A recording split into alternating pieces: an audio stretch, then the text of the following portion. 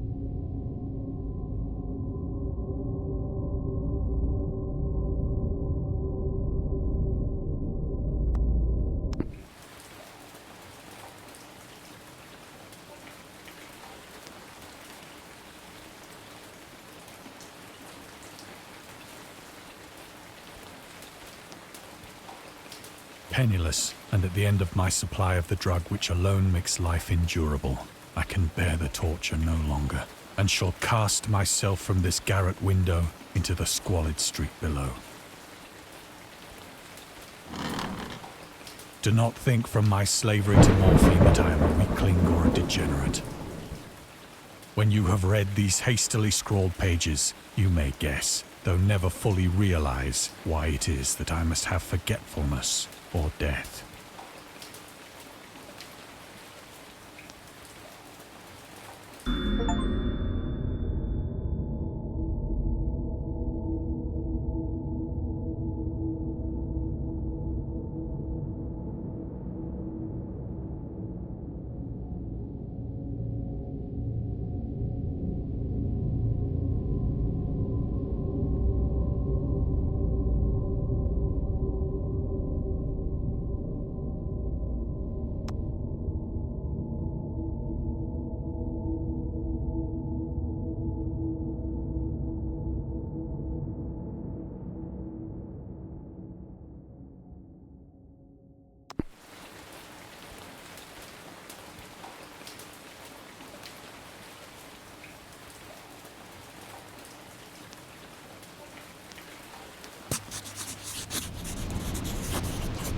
It was in one of the most open and least frequented parts of the broad Pacific that the packet of which I was supercargo fell a victim to the German sea raider.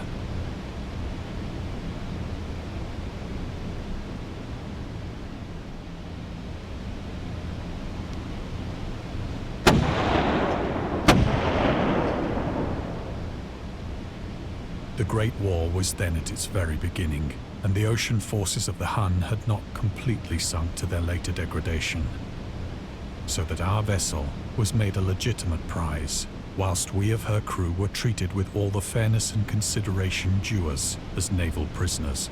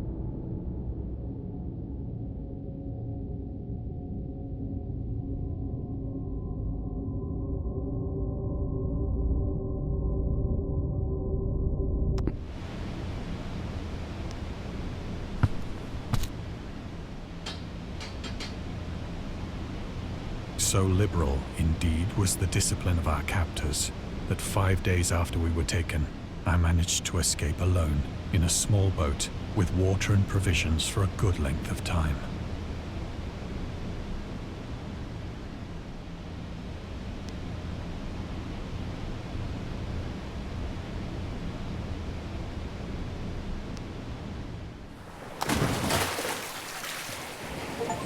When I finally found myself adrift and free, I had but little idea of my surroundings. Never a competent navigator, I could only guess vaguely by the sun and stars that I was somewhat south of the equator. Of the longitude, I knew nothing, and no island or coastline was in sight.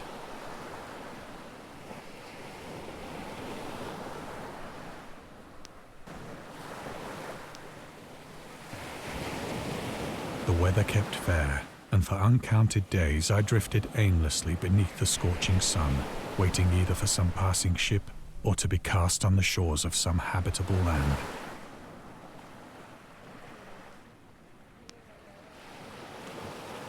But neither ship nor land appeared, and I began to despair in my solitude upon the heaving vastness of unbroken blue. The change happened whilst I slept. Its details I shall never know, for my slumber, though troubled and dream-infested, was continuous.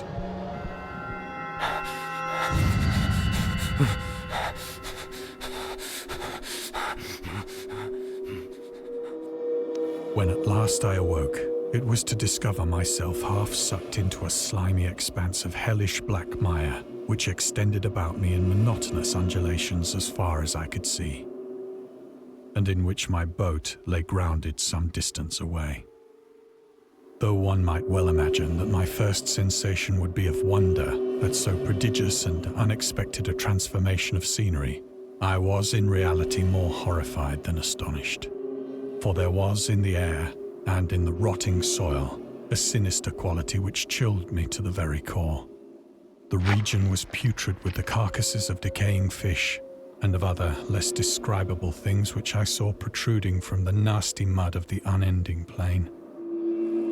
Perhaps I should not hope to convey in mere words the unutterable hideousness that can dwell in absolute silence and barren immensity. There was nothing within hearing and nothing in sight save a vast reach of black slime. Yet the very completeness of the stillness and the homogeneity of the landscape oppressed me with a nauseating fear. The sun was blazing down from a sky which seemed to me almost black in its cloudless cruelty, as though reflecting the inky marsh beneath my feet.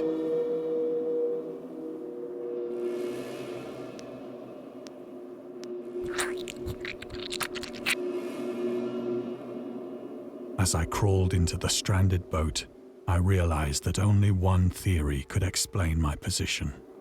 Through some unprecedented volcanic upheaval, a portion of the ocean floor must have been thrown to the surface, exposing regions for which innumerable millions of years had lain hidden under unfathomable watery depths. So great was the extent of the new land which had risen beneath me that I could not detect the faintest noise of the surging ocean, straining my ears as I might. Nor were there any seafowl to prey upon the dead things.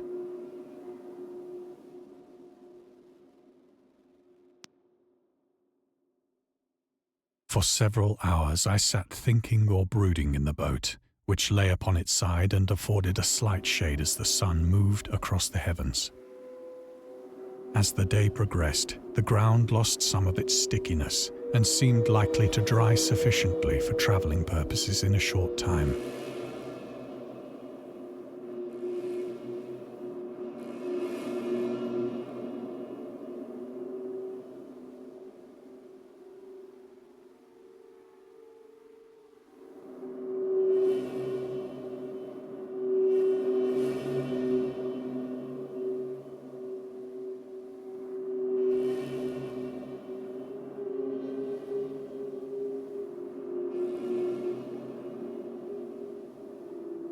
That night I slept but little, and the next day I made for myself a pack containing food and water, preparatory to an overland journey in search of the vanished sea and possible rescue.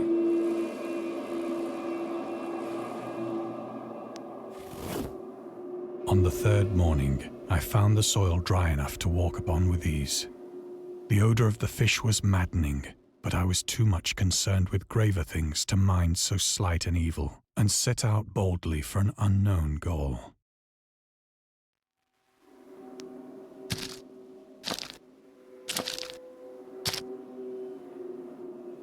All day I forged steadily westward, guided by a faraway hummock which rose higher than any other elevation on the rolling desert.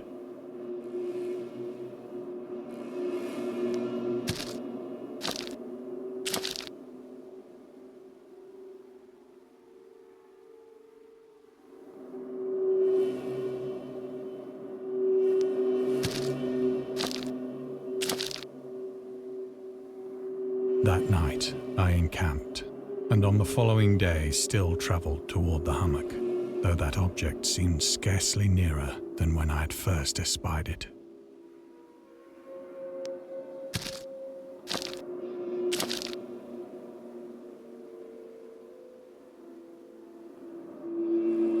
By the fourth evening, I attained the base of the mound, which turned out to be much higher than it had appeared from a distance. An intervening valley setting it out in sharper relief from the general surface. Too weary to ascend, I slept in the shadow of the hill. I know not why my dreams were so wild that night, but ere the waning and fantastically gibbous moon had risen far above the eastern plain, I was awake in a cold perspiration, determined to sleep no more. Such visions as I had experienced were too much for me to endure again, and in the glow of the moon I saw how unwise I had been to travel by day. Without the glare of the parching sun, my journey would have cost me less energy. Indeed, I now felt quite able to perform the ascent which had deterred me at sunset. Picking up my pack, I started for the crest of the eminence.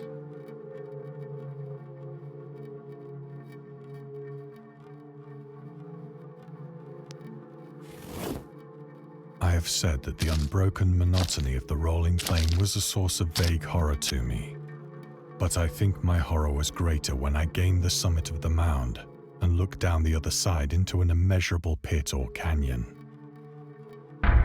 whose black recesses the moon had not yet soared high enough to illumine. I felt myself on the edge of the world, peering over the rim into a fathomless chaos of eternal night. Through my terror ran curious reminiscences of Paradise Lost and of Satan's hideous climb through the unfashioned realms of darkness. As the moon climbed higher in the sky, I began to see that the slopes of the valley were not quite so perpendicular as I had imagined. Ledges and outcroppings of rock afforded fairly easy footholds for a descent, whilst after a drop of only a few hundred feet, the declivity became very gradual.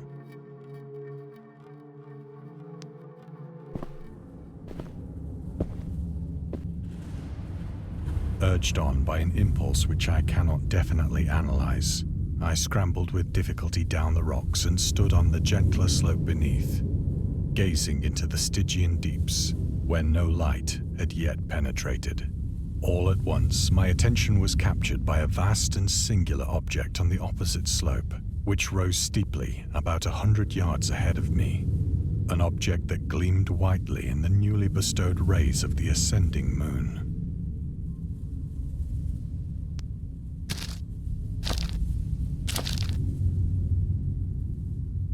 That it was merely a gigantic piece of stone, I soon assured myself. But I was conscious of a distinct impression that its contour and position were not altogether the work of nature. A closer scrutiny filled me with sensations I cannot express. For despite its enormous magnitude and its position in an abyss which had yawned at the bottom of the sea since the world was young, I perceived beyond a doubt that the strange object was a well-shaped monolith, whose massive bulk had known the workmanship and perhaps the worship of living and thinking creatures. Dazed and frightened, yet not without a certain thrill of the scientist's or archaeologist's delight, I examined my surroundings more closely.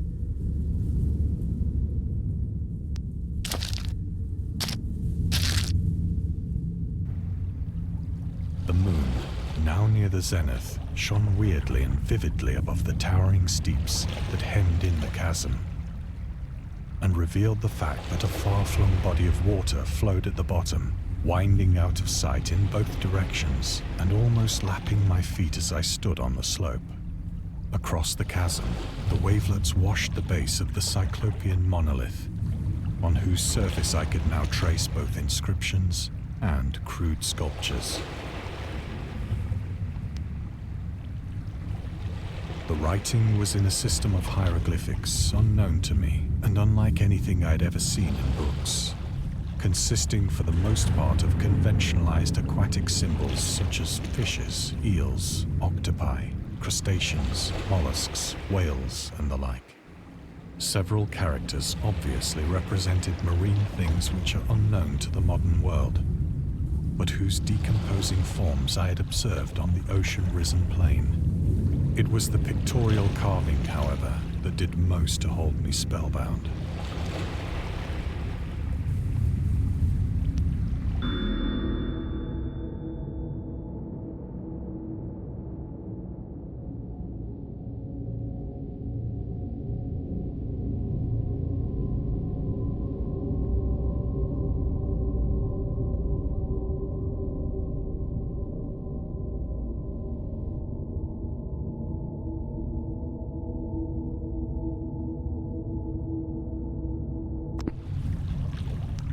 Plainly visible across the intervening water on account of their enormous size were an array of bas-reliefs whose subjects would have excited the envy of a Doré.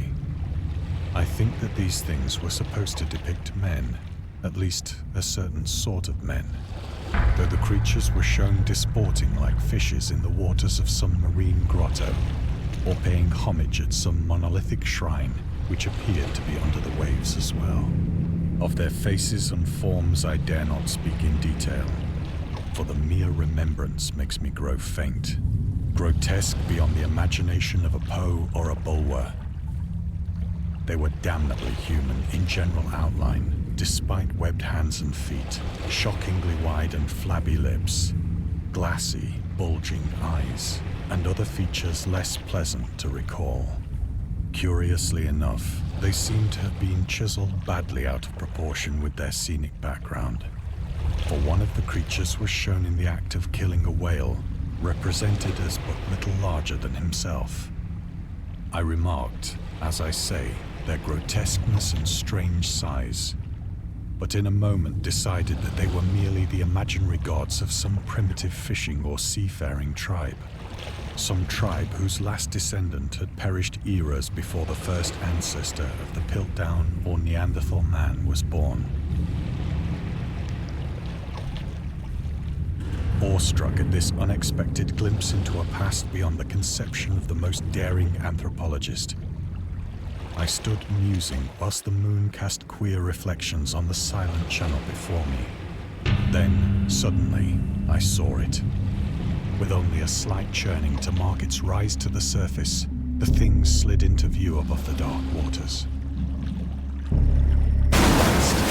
Fiend-like and loathsome, it darted like a stupendous monster of nightmares to the monolith, about which it flung its gigantic scaly arms, the while it bowed its hideous head and gave vent to certain measured sounds.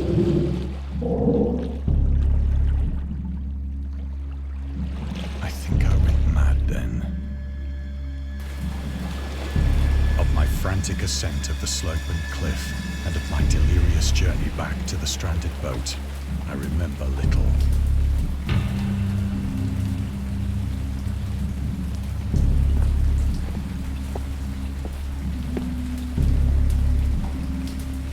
I believe I sang a great deal and laughed oddly when I was unable to sing.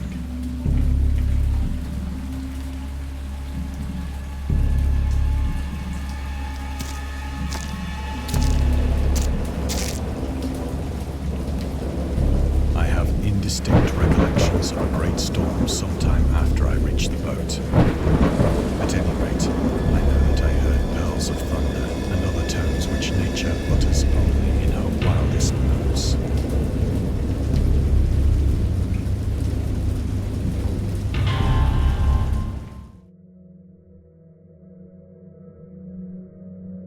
When I came out of the shadows, I was in a San Francisco hospital, brought thither by the captain of the American ship which had picked up my boat in mid-ocean.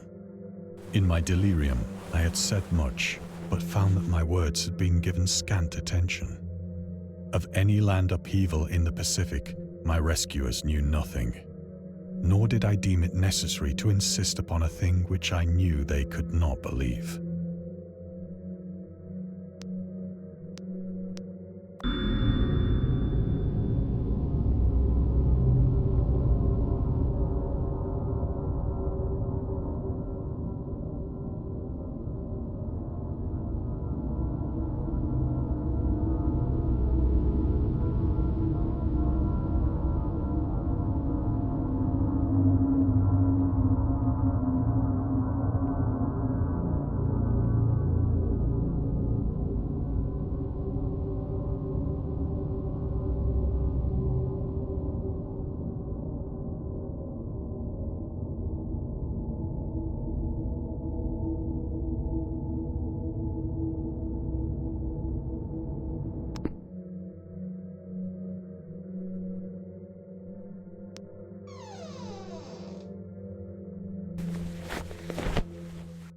Once I sought out a celebrated ethnologist and amused him with peculiar questions regarding the ancient Philistine legend of Dagon, the fish god.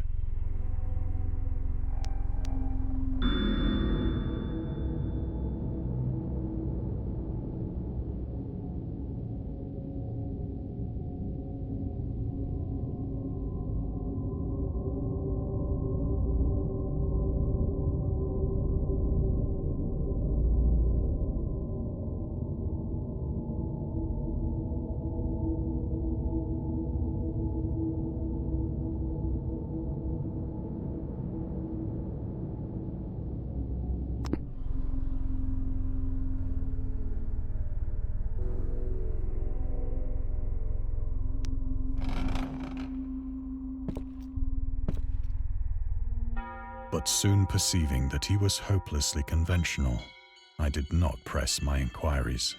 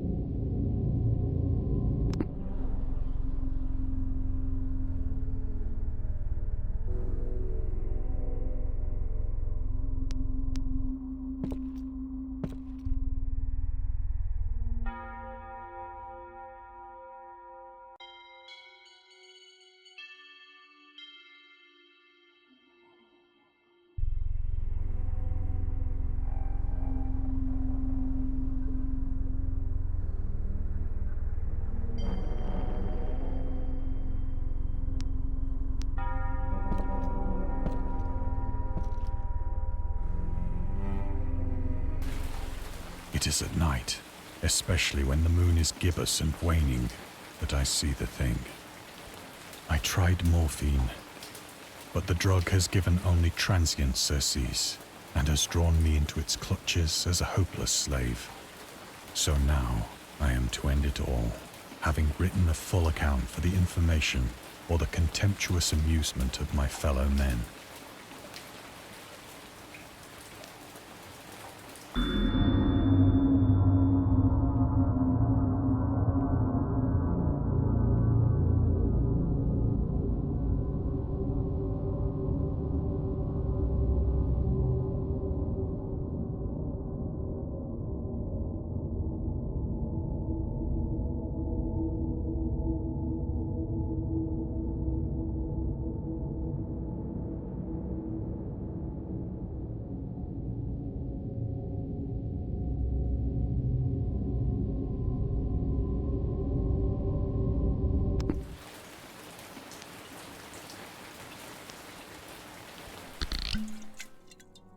Often, I ask myself if it could not all have been a pure phantasm, a mere freak of fever as I lay sun-stricken and raving in the open boat after my escape from the German man-of-war.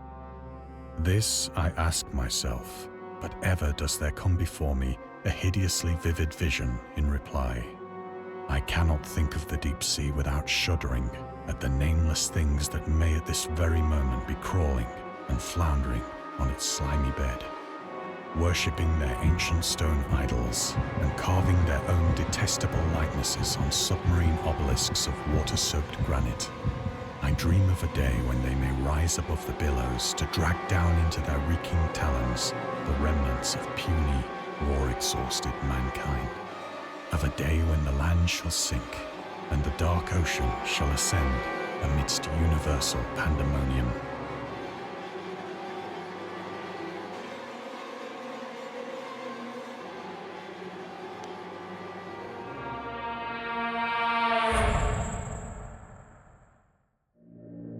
The end is near. I hear a noise at the door, as of some immense slippery body lumbering against it.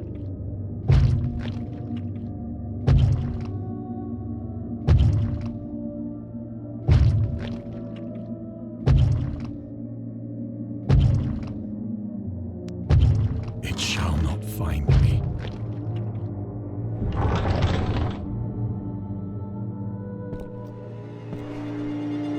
God, that hand!